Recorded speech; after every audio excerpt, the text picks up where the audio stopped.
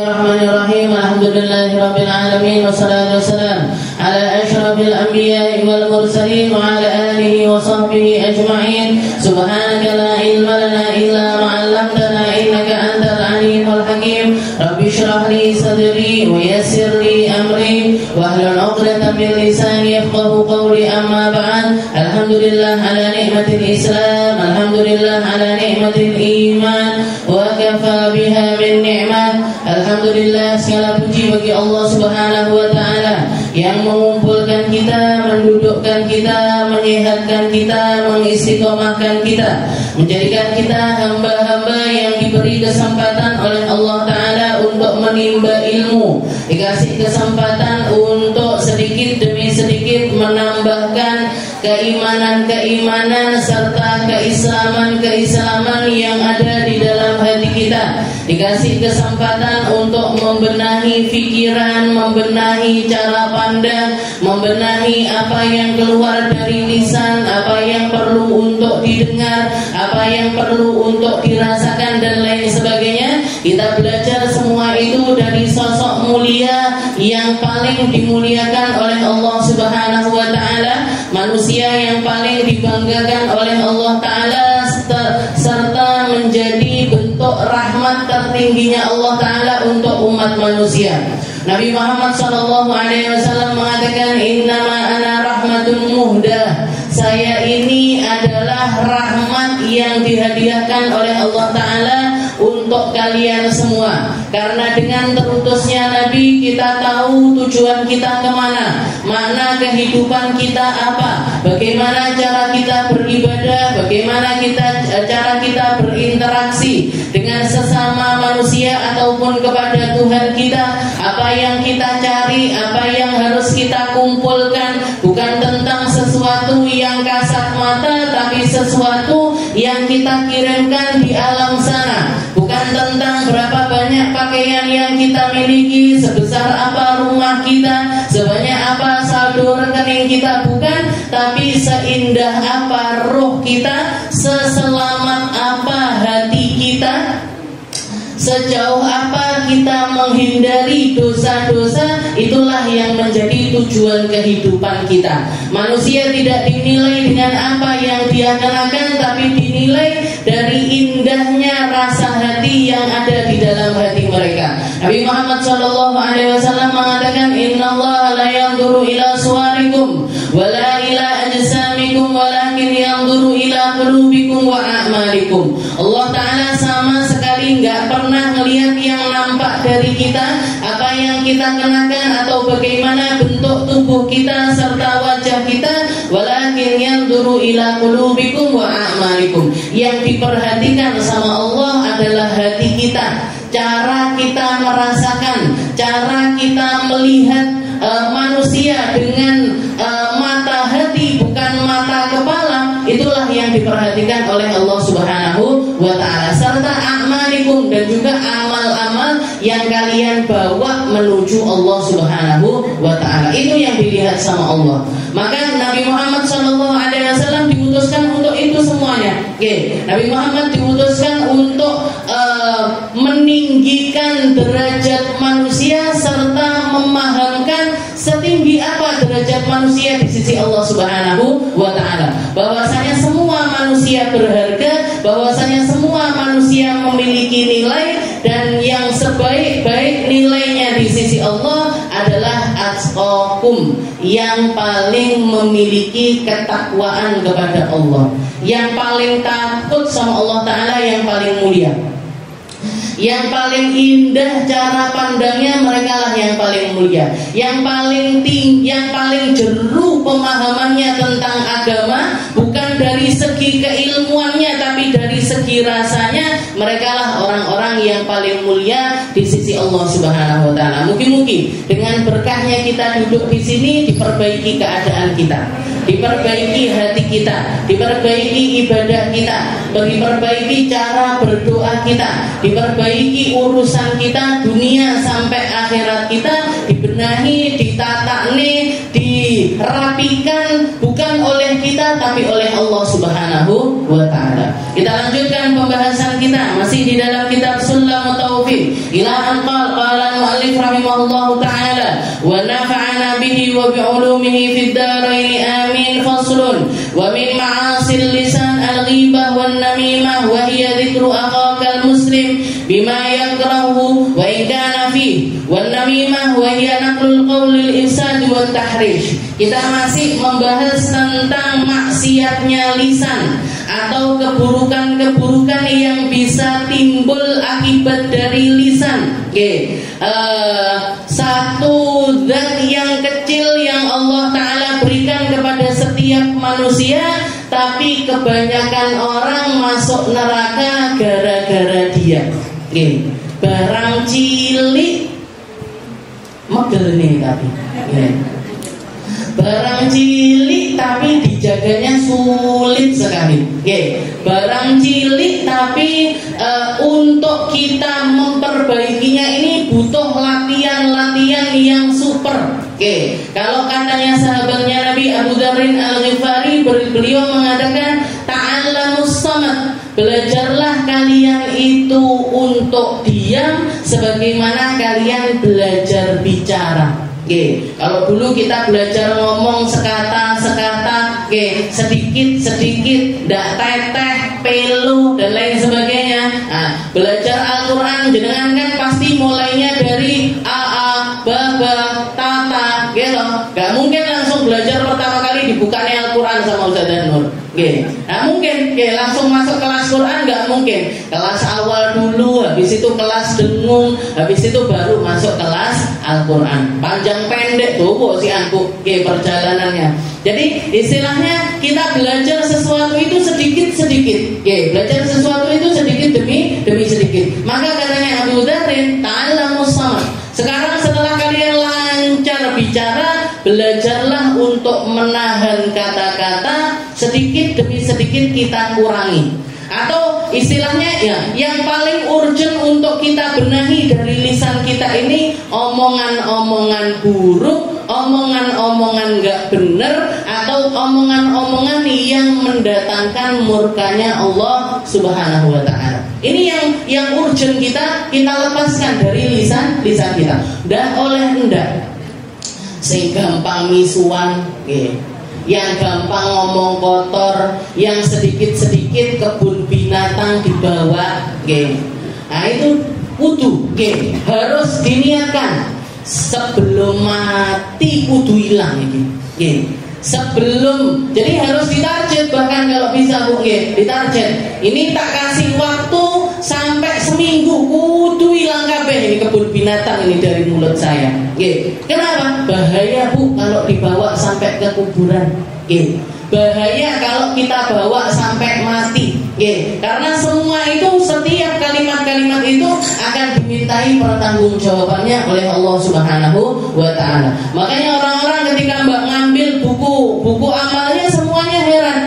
Mali hadzal kitab la yughadiru shaghiratan wala kabiratan illa ahsaha. Buku macam apa ini? Kitab macam apa ini? Padahal masing-masing dari kita yang diambil duduk bukunya koncone, bukan bukunya anaknya, bukan bukunya orang tuanya, bukan bukunya bapak ibunya, bukan, tapi buku yang mereka tulis masing-masing.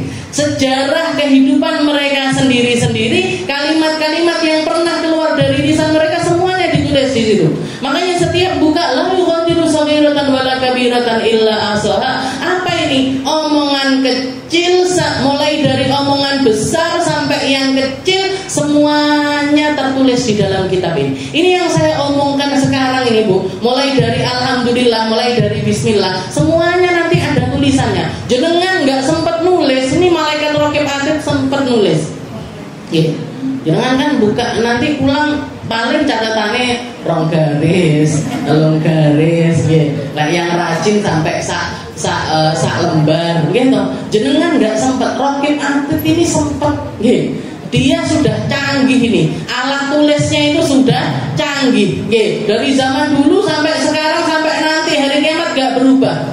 La yughadiru shaghiratan wala kabiratan illa ahsaha. Gak ada satupun kalimat mulai dari yang besar sampai kecil semuanya tertulis di dalam kitab tersebut. Apa yang kita lakukan, apa yang kita kerjakan, apa yang keluar dari lisan kita, semuanya dimintai pertanggungjawabannya oleh Allah Ta'ala. Makanya salah satu doanya para ulama, kalau para ulama sebagian mengatakan Rabbi hasibni hisaban yasira, ya Allah hisab saya dengan hisab yang ringan. Habib Abdullah Asyatiri, abahnya Habib Salim Asyatiri, salah satu guru besar di Hadramaut, beliau enggak baca Rabbi hasibni hisaban yasira, ya Allah hisab saya dengan hisab yang ringan, enggak.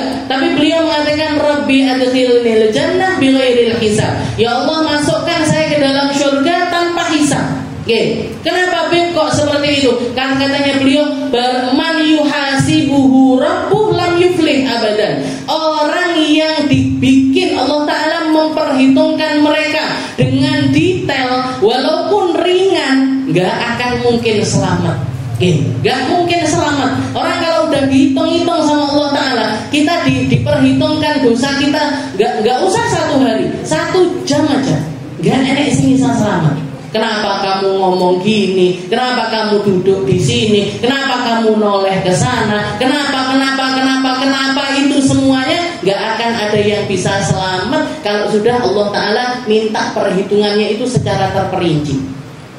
Global aja loh gak mungkin selamat. Makanya yang beliau minta Rabbi adkhilnil jannah bighairi hisab, ya Allah masukkan saya ke dalam surga, tidak usah pakai hisab-hisaban ya Allah. Tidak kuat aku, gak mampu kayak mikir nih buku amal ini tadi, gak mampu saya untuk bisa selamat dari perhitungan-perhitungannya.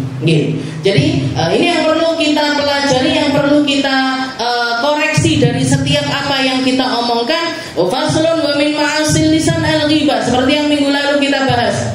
Dosa terbesarnya lisan dan mesti ditaruh nomor 1 di setiap kitab-kitab yang bahas tentang lisan, yaitu ghibah, rasan-rasan. Jangan pernah menormalisasi ghibah. Jangan pernah menganggap ghibah itu sesuatu yang kecil. Bahkan semua ulama sepakat ghibah itu minal kabair, bukan termasuk dosa kecil tapi termasuk dosa besar. Karena di dalam beberapa riwayat bahkan Rasulullah mengatakan dosanya ghibah itu bahkan lebih kecil dibandingkan 30 perzinahan. Jadi dosanya ghibah bahkan lebih kecil dibandingkan 30 perzinahan. Jadi karena apa? Karena kaitannya sama orang lain. Karena kita merendahkan harga dirinya orang lain yang dimuliakan sama Allah Ta'ala, kita justru malah merendahkannya.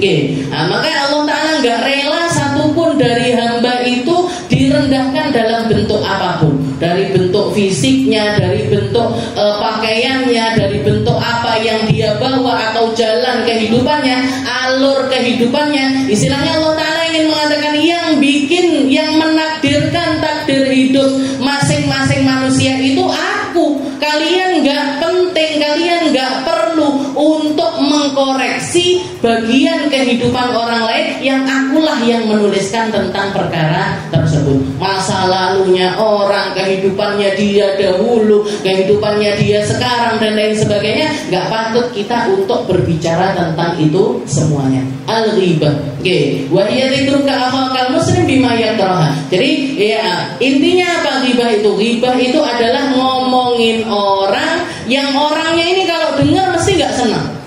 Orangnya ini kalau kita omongin tentang hal tersebut, pasti dia itu nggak suka. Baik pakai lisan ataupun pakai isyarat, ataupun pakai isyarat, atau bahkan sekedar mendengarkan orang ghibah, semuanya kita usahakan untuk nggak kita lakukan. Nggak ngomong, nggak melok ngomong, tapi nyemak. Tiba di dalam hati, tahu ngono tolong gue, dulu gitu, nggak ngomong, ngempet ini, tapi ngomong nih, bermono ditulis dari novel. Makanya para ulama itu menghindari ghibah abadan, semuanya. Mulai dari ghibah bil lisan yang diomongkan, au isyaratan pakai isyarat, isyarat. Jadi isyarat itu kayak misalkan tadi ngomongin tahu orang orangnya datang, terus ngeten. Yang apa namanya banyak keluar di video-video nggak ngomong. Jadi isyarat, pakai isyarat itu sudah masuk ghibah, Bu. Jadi pakai isyarat itu juga sudah emoticon kalau zaman sekarang. Jadi apa namanya pakai gambar-gambar di WhatsApp ataupun juga di media sosial, tapi bentuknya ngece. Bentuknya itu apa namanya kayak ngeremehin orang atau itu semuanya juga masuk di dalam kategori ghibah. Al istima, bahkan dikatakan al istima, dengerin orang ghibah, nyemak nih gue grup ada wong ngomong sembarang kalian sama aja, saya yastarikuna ini satu sama lain ini, karena orang ngomong kalau nggak ada yang dengerin nggak akan jadi ghibah, gitu. Orang kalau ngomong nggak ada yang dengerin atau nggak ada yang nyemak, nggak jadi ghibah. Ada orang ghibah sendirian, nggak ada. Harus enek koncone, harus ada temennya. Nah, kayak para ulama abadan, menghindari itu semuanya secara keseluruhan. Bahkan setelah mereka mampu untuk melakukan semua ini tadi, nggak ghibah pakai lisan, nggak ghibah pakai isyarat, nggak ghibah pakai mendengarkan, dan nggak dengerin lagi orang ghibah. Mereka mulai menata untuk tidak ghibah hati. Kadang-kadang kalau di hati ini kan sulit. Apa yang kelihatan ning jero hati biasanya kerentek. Biasanya kerentek. Wong kuwi nyapo. Ini saya nyontohkan loh nggih, Bu. Nah, ini saya enggak sedang ghibah. Ini saya nyontohkan. Wong kuwi nyapo, mlaku kok ngene-ngene. Orang itu kenapa kok alise siji nang kene, sing siji nang kene. Di dalam hati cuman lewat aja. Cuman lewat aja. Nah, itu kalau diomongkan jadinya jatuhnya ghibah, kalau di dalam hati kan belum ghibah. Jadi para ulama itu, para siddiqin, orang-orang yang benar-benar serius di dalam menjaga keadaan agamanya, itu bahkan terbesit di dalam hati pun mereka nggak rela. Dan para ulama mengatakan ini orang-orang yang mampu mengendalikan hatinya untuk nggak komentar, nggak terbesit komentar di dalam hatinya, mereka lah yang dimaksud oleh Allah Ta'ala. Mereka yang datang kepada Allah Ta'ala biqalbin salim, dengan hati yang selamat. Jadi orang-orang yang selamat, Allah Ta'ala, Nabi Muhammad mengatakan umatku itu enggak datang, enggak masuk surga bikathrati salatihim wala siyamihim wala sadaqatihim. Umatku itu mayoritas yang masuk surga selamat, yang selamat masuk ke dalam surga itu bukan sebab sholatnya mereka yang banyak, sedekahnya mereka yang banyak, puasanya mereka yang banyak, bukan, tapi karena mereka mendatangi Allah Ta'ala biqalbin salim, dengan hati yang selamat. Ngelihat semua orang indah, ngelihat semua orang baik, ngelihat semua orang ahli surga, ngelihat semua orang adalah manusia-manusia yang patut untuk mereka hormati, sehingga nggak terbesit di dalam hatinya untuk merendahkan siapapun, untuk mencaci siapapun, untuk marah kepada siapapun. Mereka lah orang-orang yang hatinya selamat,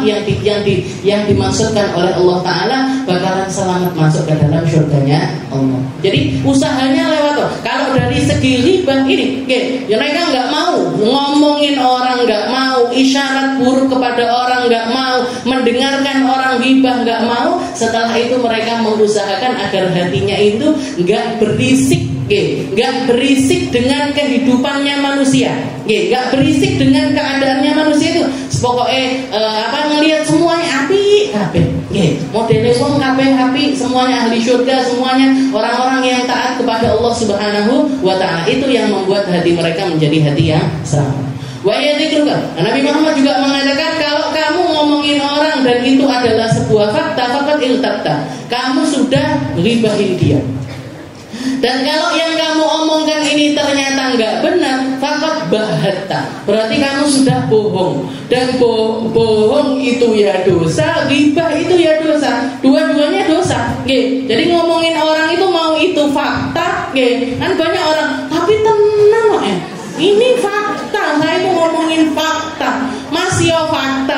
itu namanya ghibah. Kalau bukan fakta itu namanya bohong. Dan dua-duanya sama-sama nggak bener. Dua-duanya sama-sama sesuatu yang dimurkai oleh Allah Subhanahu wa ta'ala. Nas'alullah. Ya Allah, bantu kami nggak ghibah ya Allah. Wa in kana fihi namimah. Setelah itu dosa kedua yang juga menjadi masuk dalam kategori dosa terbesar an-namimah. Naqlul kalam lil ifsad. Mindah omongan tujuannya untuk merusak. Tujuannya untuk merusak. Kalau dampak kerusakannya besar itu namanya tahrish. Namanya adalah provokasi. Jadi kalau antara kecil-kecil, antara komunitas kecil ataupun lingkup yang kecil itu namanya adalah namimah. Jadi ngomong ke sini begini, ngomong ke sini begini, biar apa? Biar tukaran. Teman ini sama teman ini diadu domba. Nah, itu namanya adalah namimah. Katanya Nabi, la yadkhulul jannah namam. Enggak akan masuk surga orang yang sukanya melakukan hal yang semacam itu. Kalau mati sampai akhir dia enggak taubat, dia enggak akan pernah masuk dan enggak akan pernah mencicipi surga. La yadkhulul jannah namam. Enggak masuk surga orang yang sukanya mindah omongan orang lain lil ihsan. Tujuannya untuk keburukan. Kalau tujuannya untuk kebaikan masih nggak apa-apa. Tujuannya kebaikan. Kita melihat ada dua teman kita tengkar. Tukaran istilahnya. Ada konflik antara dua teman kita. Kita ngomong sama yang satunya. Misalkan si A, Bu, aku kemarin lo ketemu sama si B. Kenapa? Dia lo muji-muji kamu. Katanya kamu sekarang tambah cantik, tambah apik, tambah solihah, tambah rajin ngajinya. Masa? Padahal tukaran ini antara A sama B ini lagi ada rasa nggak enak. Setelah itu datang ke si B, ngomong hal yang sama. Kemarin lo aku ketemu si A, katanya dia dipuji-puji, yang muji-muji dia muji-muji kamu gini.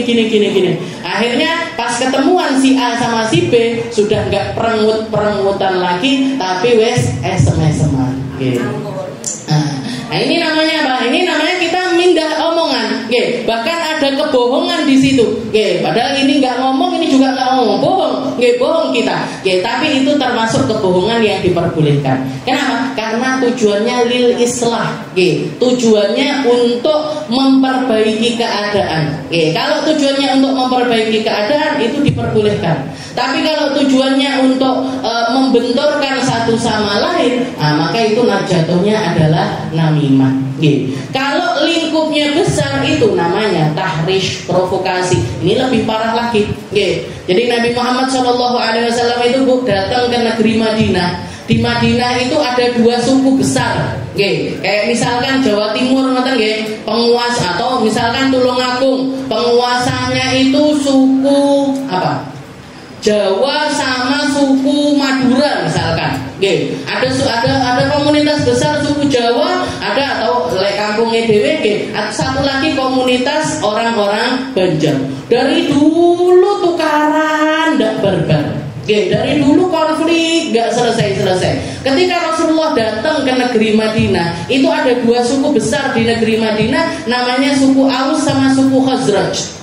Dikatakan permusuhan di antara mereka, konflik di antara mereka itu sudah berjalan lebih dari 100 atau 200 tahun. Tukaran gak mari-mari. Gara-gara suku, gara-gara etnis, gara-gara kebiasaan, adat ini itu dan lain sebagainya, tengkar terus. Bahkan gak jarang sampai terjadi pertumpahan darah. Bahkan gak jarang sampai terjadi pembunuhan, itu gak jarang. Itu yang terjadi di negeri Madinah ketika Rasulullah itu hijrah ke negeri Madinah. Tapi begitu Rasulullah hadir di situ, membenahi apa yang ada di antara kedua suku ini, akhirnya lawuh. Akhirnya jadi satu kesatuan. Akhirnya mereka disatukan di bawah kalimat tauhidnya Allah Subhanahu wa ta'ala. Yang menyatukan mereka adalah kalimat la ilaha illallah. Dan semua orang yang hatinya benar, semua orang yang suka kedamaian mesti suka sama persatuan. Apa betul? Kita ini hidup di Indonesia dengan kalimat, di bawah kalimat Bhinneka Tunggal Ika, beda-beda, suku-suku banyak, bahasa macam-macam. Tapi karena kita tahu persis kita ini sama-sama warga Indonesia, walaupun adatnya beda, kebiasaannya beda, bahasanya beda, tapi kita tetap bersatu. Tapi kita nggak tukaran goro-goro warna kulit dan lain sebagainya. Kenapa? Ada yang menyatukan kita. Selain kalimat, jadi kalau untuk negara kita pakai kalimat Bhinneka Tunggal Ika. Tapi kalau sesama Muslim kita di bawah naungan La ilaha illallah. Kabeh ini wong Islam. Nabi Muhammad pun menyatukan antara dua suku ini tadi dengan kalimat La ilaha illallah. Yang nggak senang siapa kira-kira? Kalau terjadi persatuan itu yang nggak senang siapa? Setan. Jadi kalau ada yang nggak senang, itu sudah pasti setan. Kalau nggak gitu iblis. Kalau nggak gitu pasukannya mereka. Yang nggak suka ini, yang suka tukaran, yang sukanya nyebar kebencian, yang sukanya terjadi konflik dan lain sebagainya, itu nggak lain, nggak keluar dari lingkup ini. Setan sama antek-anteknya setan. Jadi kalau ada orang sukanya nyebar kebencian, koncone ini Bu, dulure lah enggak gitu. Kalau bukan temennya ya saudaranya, sama setan sama iblis. Kenapa? Karena tugasnya para nabi, para rasul semuanya menyatukan. Semuanya menyebarkan al-ulfah, menyebarkan perdamaian, menyebarkan persatuan. Kalau ada orang yang sukanya bikin kocar-kacir, ini sudah pasti koncone yang seperti itu. Maka dikatakan ketika akhirnya suku Khazraj sama Aus ini tadi ada di bawah naungan Islam, mereka berdamai. Yang dulunya nggak mau bahkan sapa-sapaan, nggak mau satu tempat di pasar. Ini wilayahku, ini wilayahmu, kamu nggak boleh masuk ke sini, aku nggak akan, dan lain sebagainya. Kalau sudah benci kan seperti itu, kebencian kan seperti itu. Maka disatukan sama Rasulullah SAW. Yang nggak suka ini para pendengki, yang nggak suka ini yang hasut. Siapa diantaranya? Orang-orang Yahudi. Seperangnya orang Yahudi dari dulu seperti itu, nggak senang damai, senangannya tukaran terus. Itu misalkan, tapi nggak akan terjadi, karena janjinya Allah Taala Palestina pasti bakalan merdeka. Palestina pasti merdeka. Tapi kalau Palestina merdeka, berarti itu qamal qiyamah, akan terjadi yang namanya kiamat. Tapi kalau misalkan Palestina itu merdeka, ada terjadi kedamaian, mereka nggak akan puas. Atau misalkan Palestina ditaklukkan sama orang-orang Israel, sama orang-orang Yahudi, mereka nggak akan puas sama Palestina. Nanti Mesir bakalan kena, Arab Saudi bakalan kena, Lebanon bakalan kena, Syria, Irak, Iran dan lain sebagainya. Mereka nggak akan puas kecuali dunia ini selalu terjadi perpecahan. Ini orang tabiatnya orang-orang Yahudi. Maka ketika melihat suku Aus sama Khazraj ini bersatu, nggak senang orang-orang Yahudi. Mereka bikin rembukan. Setelah itu ngomongin, ayo kita bikin perpecahan lagi di antara mereka. Gimana caranya? Kita ingetin dengan kejadian-kejadian yang lalu. Kita ingatkan dengan konflik-konflik yang lalu biar mereka ini timbul kebencian kembali. Datang orang Yahudi, marani, istilahnya mereka nyebar fitnah, nyebar omongan, bukan nyebar fitnah, nyebar omongan, mengingatkan orang-orang Aus sama orang-orang Khazraj ini tentang kejadian-kejadian yang lalu. Kalian nggak ingat dulu orang tua kalian dibunuh sama mereka? Kalian nggak ingat dulu pernah terjadi perang ini, perang itu, ininya diperlakukan begini, ini diperlakukan begitu. Mobile nih Bu, timbul lagi kebencian antara suku Aus sama Khazraj ini tadi. Sampai ada di antara mereka berdiri di tengah-tengah pasar, sudah bawa pedangnya masing-masing. Sudah mau nebas. Jadi yang Khazraj mau nebas yang Aus mau nebas yang Khazraj. Dan didukung. Ini yang suku Aus sudah ngumpul sama suku Aus, yang suku Khazraj sudah ngumpul sama suku Khazraj. Dilaporkan sama Nabi Muhammad SAW. Dilaporkan sama Nabi Muhammad langsung begitu dibicarakan, Rasul terjadi ini itu dan lain sebagainya. Rasulullah langsung berdiri keluar dari masjid pergi ke pasar. Setelah itu Rasulullah ada di tengah-tengah mereka sambil mengatakan, ataf'aluna mithla hadza wa ana baina adhhurikum. Apa kalian mau akan melakukan, kalian mau bunuh-bunuhan seperti ini padahal aku masih ada di antara kalian. Nggih. Da'hu fa innahu muntinah. Nggih. Orang macam orang Yahudi ini enggak usah dirungokne. Nggih. Orang semacam provokator, semacam orang semacam ini jangan pernah didengarkan. Fa innahu muntinah. Yang keluar dari lisan dia itu menjijikkan, yang keluar dari lisan dia itu baunya busuk, yang keluar dari omongan-omongan yang keluar dari orang semacam ini adalah sesuatu yang gak perlu kalian dengarkan karena semuanya adalah kebusukan. Da'hu, ayo tinggalin dia, ayo kita pulang, sholat neh, ngaji neh, duduk bareng-bareng lagi. Ayo, sama Rasulullah disuruh wawuh. Apa wawuh? Apa? Diwawuh nih sama Rasul, dibenerin apa yang terjadi di antara mereka. Akhirnya dua orang yang tengkar ini tadi salaman, paluk-palukan, saling meminta maaf dan lain sebagainya. Itu yang dilakukan sama Nabi Muhammad SAW. Jadi Allah Ta'ala juga mengatakan, "Lau anfaqtum ma fil ardi jami'an ma allafta baina qulubihim, walakin Allah allafa bainahum."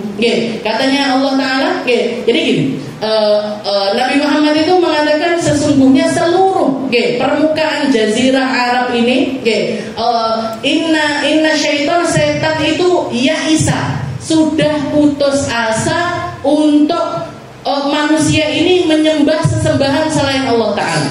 Mereka enggak akan kembali kepada kesyirikan. Mereka enggak akan kembali kepada beribadah sama berhala dan lain sebagainya. Karena logikanya mereka sudah tahu secara pasti bahwasanya ini sesuatu yang enggak masuk akal. Masa ada orang mau nyembah sesuatu yang mereka bikin sendiri. Patung digawe dhewe, disembah-sembah, jaluk sehat, jaluk iki ndonga dan lain sebagainya. Itu sesuatu yang di luar nalarnya manusia normal manapun. Maka setan sudah berputus asa untuk manusia ini beribadah kepada berhala ila yaumil qiyamah, sampai kiamat nanti itu nggak mungkin terjadi. Tapi katanya Nabi, walakin tapi yang aku takutkan atas kalian ayyabsutallahu alaikumud dunya.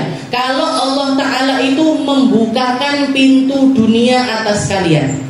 Yang ditakutkan sama Nabi Muhammad bukan lagi kembali kepada kesyirikan, tapi kalian itu dibukakan dunia atas diri kalian. Jabatan diberikan kepada kalian, kalian punya harta, kalian punya emas, kalian punya ketenaran dan lain sebagainya. Itu yang ditakutkan sama Allah Ta'ala kepada manusia. Kenapa? Karena semua perkara dunia ini adalah modal utamanya orang untuk terprovokasi. Modal utamanya orang bisa memprovokasi orang lain atau menyebarkan kebencian di antara manusia. Itu semua landasannya adalah perkara dunia. Semua perkara dunia. Gini, istilah gini, kalau orang ngomong lingkupnya di rumah atau lingkupnya pertemanan, itu nggak akan ngaruh. Perpecahan itu nggak akan ngaruh. Tapi kalau sudah yang ngomong seorang ulama, yang ngomong pejabat, yang ngomong orang yang punya tempat untuk didengar, artis-artis yang followernya banyak dan lain sebagainya, yang mereka punya ketenaran, punya harta, punya jabatan juga punya. Nah ini yang ketika omongan satu keluar dari mereka langsung terjadi yang namanya kerusuhan. Kayak kemarin yang rusuh-rusuh, sampai rumahnya dijarah, sampai rumahnya dibobol orang dan lain sebagainya. Ini kalau yang ngomong saya nggak ngaruh, Bu. Kalau yang ngomong jenengan nggak ngaruh. Apa iso bubarnya DPR dan lain sebagainya. Nggak akan ngaruh. Tapi karena yang ngomong pejabat publik, karena yang ngomong orang yang punya jabatan, punya harta dan lain sebagainya, keluar omongan itu, di framing sama media, dibenar begini, dibentuk gini, dikasih meme gini, istilahnya tambah mobile ini. Rakyat ini tadi tambah mobile. Akhirnya apa? Mereka demo besar-besaran, bakar kantor DPR sampai ada yang meninggal dan lain sebagainya. Siapa yang bertanggung jawab ini? Yang bertanggung jawab adalah mereka-mereka yang menyebarkan konflik tersebut. Yang menyebarkan omongan-omongan nggak benar itu tadi. Jadi besar akhirnya, pecah di sini, ini benci sama ini benci sama ini. Kamu bukan boloku iki, tambah lagi.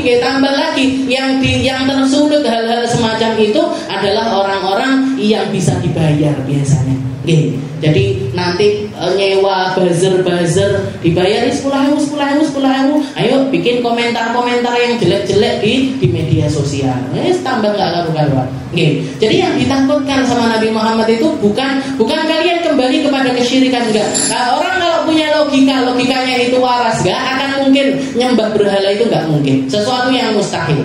Tapi yang ditakutkan sama Nabi Muhammad, dan ini akan menghancurkan Islam itu dari dalam, at-tahrish ini tadi. Jadi provokasi yang terjadi di dalam itu yang akan merusak segala sesuatu yang ada di dalam Islam. Tugasnya para nabi itu benerin, bikin orang sama orang lain itu saling cinta, saling senang, saling hilang kebencian dari diri mereka. Itu tugasnya para nabi, tugasnya para rasul, dan sekarang disambung sama tugasnya para ulama. Makanya jangan pernah dengerin ulama yang sukanya itu provokasi. Suruh benci sama pemerintah, suruh benci sama DPR dan lain sebagainya. Ya kalaupun misalkan kita nggak setuju sama apa yang keluar dari hal-hal semacam itu, nggak perlu pakai keluar yang bikin orang ini tersulut emosinya atau bikin panas istilahnya. Jangan IDW wes kakean panas nih loh. Apalagi ibu-ibu, gini pawon terus kan panas terus. Mosok ngaji ya nggak harus dipanas nih. Terus kita bikin yang adem-adem aja. Tahrish Minaklil qaulu bainal bahaim. Bahkan katanya Habib Abdullah bin Husain bin Tahir di sini, yang namanya tahrish itu, yang namanya provokasi itu, bahkan antara binatang pun nggak boleh. Kalian memprovokasi binatang untuk biar mereka ini tengkar, itu aja hukumnya haram. Itu aja hukumnya haram. Punya ikan sama ikan disuruh tukaran, bicara ikan tukaran. Pokoknya jangan bayangin sendiri aja lah. Jadi punya kalau yang punya biasanya yang sering kan ayam, ayam satu dibawa ke ayam yang lain, disorain ini biar mereka tarung, yang satunya mati. Itu aja sudah haram hukumnya. Dan dikatakan kalau orang-orang yang melakukan hal semacam itu nanti di akhirat mereka yang ditonton sama hewan-hewan tersebut. Mereka yang ditonton sama hewan-hewan tersebut. Jangan bayangkan ini dosanya tahrish bainal bahaim. Ini dosanya provokasi antara hewan aja seperti ini. Jangan bayangkan gimana dosanya orang yang memprovokasi manusia dengan manusia yang lain. Sampai terjadi pertumpahan darah, sampai ada yang meninggal, sampai ada yang kelindes mobil. Gitu. Yang waktu itu kan sampai ada yang kelindes mobil, sampai ada yang luka-luka, sampai ada yang masuk rumah sakit ini itu dan lain sebagainya. Ini orang yang menyebarkan dan ikut menyebarkan atau ikut membesarkan berita-berita tersebut, semuanya dapat porsi dari dosanya. Semuanya akan dimintai pertanggungjawaban oleh Allah Ta'ala dari setiap korban-korban yang jatuh itu tadi. Ojol. Jadi tukang nganterin makanan, dia bukan mau ikut demo, cuman karena terjebak di tengah-tengah itu, akhirnya sampai kelindes mobil. Istilahnya jatuh korban yang semacam itu, berarti gimana, siapa yang tanggung jawab? Pembunuhnya nggak jelas.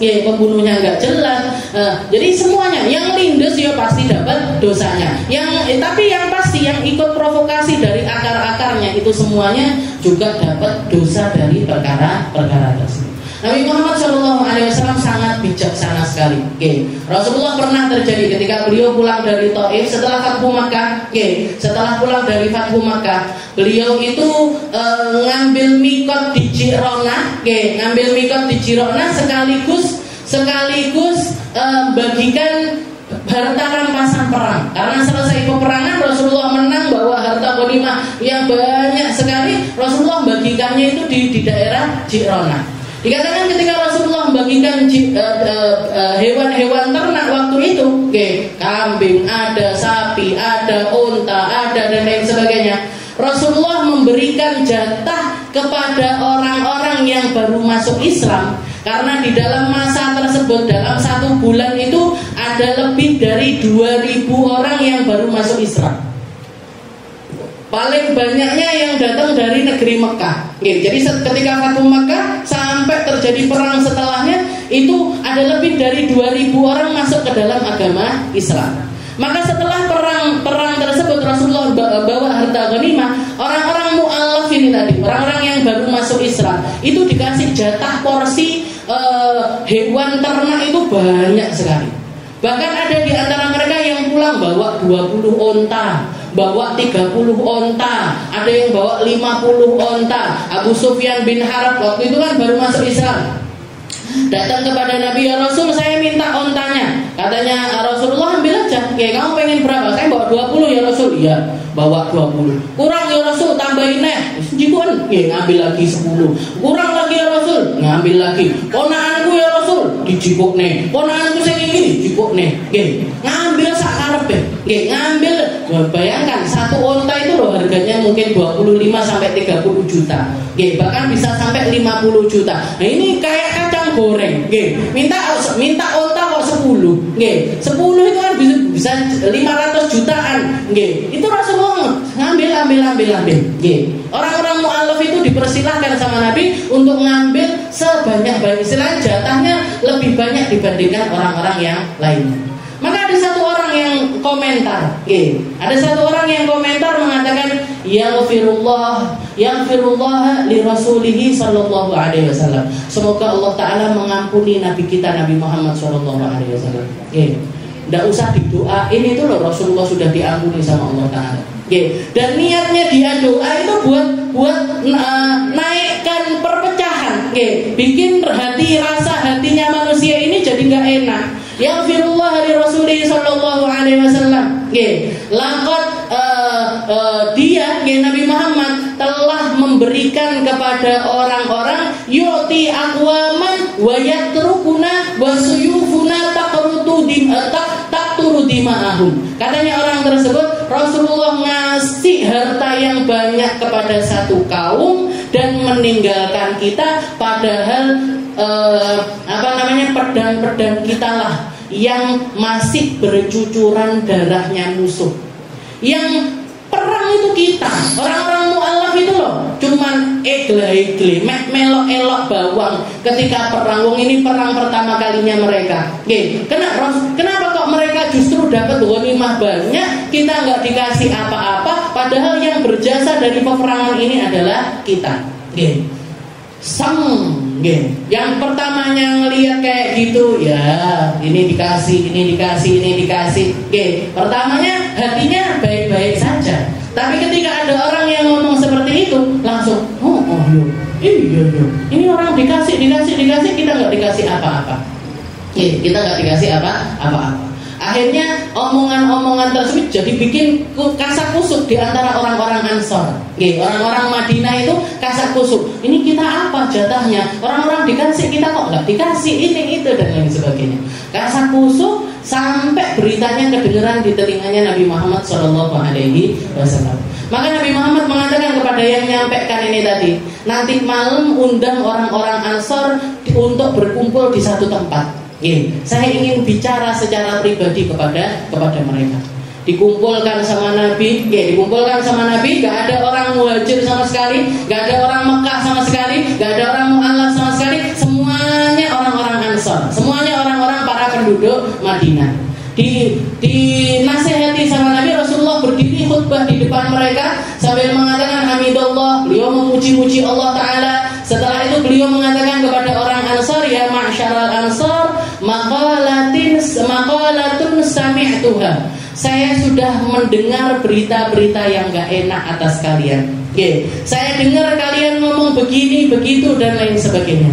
Maka wahai Ansor, jawab apa yang akan aku ucapkan sebentar lagi.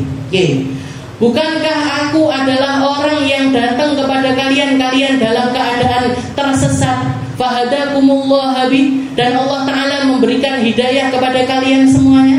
Orang-orang Ansar mengatakan bala lillahi wa li rasulihi al-fadl wal minnah. Ya Allah, cuman Allah dan Rasul, semua kemuliaan, semua kebaikan datang dari Allah dan juga Rasulnya. Wahai orang Ansar, bukankah kalian dulunya orang-orang enggak punya? Fa'agnakumullah bi, sekarang kalian jadi orang-orang yang kaya, kalian jadi orang-orang yang punya, kalian jadi orang-orang yang terhormat. Dijawab sama orang-orang Ansar, bala lillahi wa li rasuli al-minnah wal fadl. Ucapannya tetap, wahai orang-orang Ansar, bukankah kalian dulu mutafarriqin? Bukankah kalian dulu terpecah belah satu sama lain? Konflik berkepanjangan, keburukan terjadi di mana-mana. Fa'allafallahu baina qulubikum bi, kali Allah Ta'ala menyatukan kalian semuanya berkat kedatanganku. Bala lillahi wa li rasuli al-minnah wal fadl. Jawabannya orang Ansar tetap, Allah yang punya kemuliaan, Allah yang punya setiap keafdalan. Setelah itu Rasulullah mengatakan, jibuli, ajibuni, jawab aku dengan jawaban yang jujur wahai orang-orang Ansar. Jawab aku dengan jawaban yang benar wahai orang Ansar. Jawab apa ya Rasul? Kami harus menjawab bagaimana ya Rasul? Lillahi wa li rasulil fadl wal minna, ini jawaban kami. Semua kemuliaan datangnya dari Allah Subhanahu wa Ta'ala.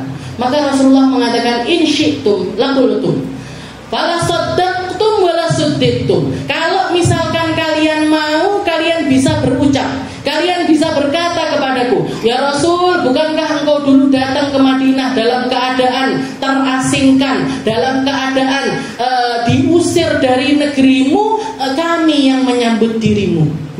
Ya Rasul, bukankah dulu engkau datang dalam keadaan gak punya, kami yang nolong jenengan, ikut perang, ikut mau jadi pasukan, ikut begini begitu dan lain sebagainya. Ini yang keluar dari lisannya Nabi. Kalian bisa mengatakan, ya Rasul, kami yang nyambut engkau, kami yang kalau bukan kami, kalian bisa mengatakan hal yang semacam itu. Nangis semua orang Yahudi, semua orang Ansar, semuanya menangis sambil mereka mengatakan, enggak ya Rasul, enggak pantas kami ngomong yang semacam itu, enggak pantas kami ngomong yang semacam itu.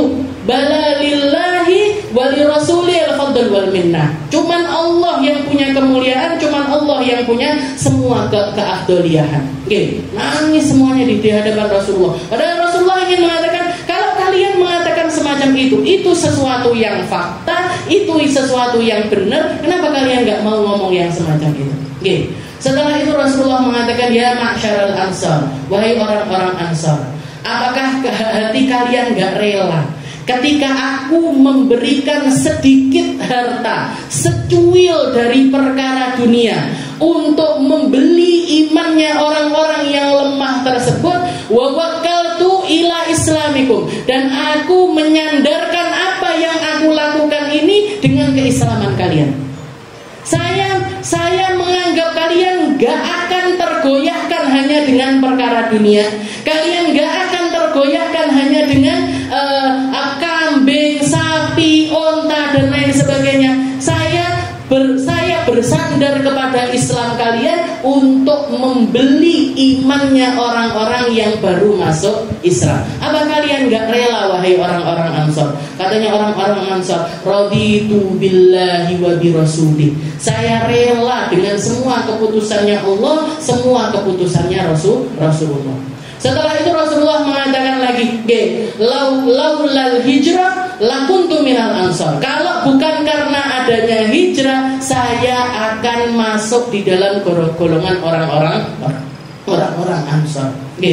Ya ma'syaral Ansar. Kalimat terakhirnya Nabi, beliau mengatakan, wahai orang-orang Ansar, setelah nanti aku nggak ada, setelah aku nanti meninggal dunia, kalian akan menemukan sesuatu yang lebih ekstrim lagi daripada ini. Kalian akan menemukan fenomena yang lebih dahsyat daripada ini. Fasbiru, maka sabarlah. Sabarlah di dalam Islam. Sabarlah untuk khidmah di dalam Islam. Sabarlah untuk memiliki rasa seperti yang sekarang ini kalian rasakan. Seperti yang sekarang ini kalian rasakan, fasbiru hatta talqauni indal hud. Bersabarlah sampai nanti hari yang dijanjikan untuk kita ketemu kembali di samping telagaku, telaga Al-Kautsar. Rasulullah mengangkat tangannya doa, mengangkat tangannya dengan tinggi sambil berdoa, Allahumma ghfiril ansar wa abna al ansar wa auladal ansar. Ya Allah, ampunilah orang-orang ansar, ampunilah anak-anaknya orang ansar, ampunilah semua yang ada di daerah ansar, semua yang mereka sampai anak cucunya, ampuni semuanya ya Allah. Kalian rela orang-orang pulang bawa hewan ternak, bawa kambing, bawa onta, bawa sapi dan lain sebagainya, wa antum raja'tum ila rihalikum bi Rasulillah sallallahu alaihi wasallam. Sedangkan kalian pulang ke negeri kalian, yang dibawa bukan kambing, sapi, onta, tapi yang pulang kembali adalah Nabi Muhammad sallallahu alaihi wasallam. Jawabannya orang Ansar satu, radina billah wa bi rasulih. Kami ridho dengan Allah, kami ridho dengan Rasulullah sallallahu alaihi wasallam. Ini yang dilakukan Nabi. Ketika terjadi omongan-omongan gak enak yang bikin perpecahan seperti itu, bukannya Rasulullah sakarpe yang mau yang mau gak terima dengan keputusan saya terserah dan enggak, tapi disatukan kembali, dibenerin cara pandangnya, dibenerin rasa hatinya, sehingga hati mereka kembali tenang dengan keadaan tersebut. Jadi dosanya provokasi itu luar biasa besar. Jangan sampai kita jadi bagian orang-orang yang semacam itu. Bahkan di dalam hadis juga dikatakan, orang yang sukanya nyebar kebencian semacam itu pertanda kalau mereka ini anak-anak zina. Na'udzubillah dari anak-anak yang datang dari hubungan yang enggak benar. Wa tahrish min naqlil qawl walau bainal bahr wal kadhib wa wal kalam bi khilafil waqi' wal yaminul kadhibah. Ini semuanya juga sesuatu yang masuk di dalam maksiatnya lisan, yaitu al-kadhib, kadhib itu dusta, bohong, wa huwa al-kalam bi khilafil waqi', bicara tidak sesuai fakta. Wal yaminul kadhibah, ataupun sumpah palsu, semuanya adalah sesuatu yang diharamkan oleh Allah Subhanahu wa taala. Mungkin kita dibantu untuk keluar dari semua maksiat ini, kita dibantu untuk bertaubat dari semua maksiat ini, kita dibantu untuk bisa lepas dari segala sesuatu yang semacam ini. Dihiasi lisan kita dengan zikir, dihiasi lisan kita dengan salawat, dihiasi lisan kita dengan kalimat-kalimat yang baik, dihiasi lisan kita dengan kalimat-kalimat yang indah, sehingga Allah Ta'ala memperkenankan kalimat termulianya, yaitu kalimat La ilaha illallah, menetap juga di dalam lisan-lisan kita. Kita bawa sampai akhir hayat kita bawa sampai penghujung dari usia kita bawa sampai kita meninggal dunia, dimampukan lisan kita untuk mengucapkan kalimat La ilaha illallah Muhammadur Rasulullah. Ala hadhihi niyyah wa ala kulli niyatin salihah wa ila hadratin Nabi Muhammad sallallahu alaihi wasallam bisirril Fatihah.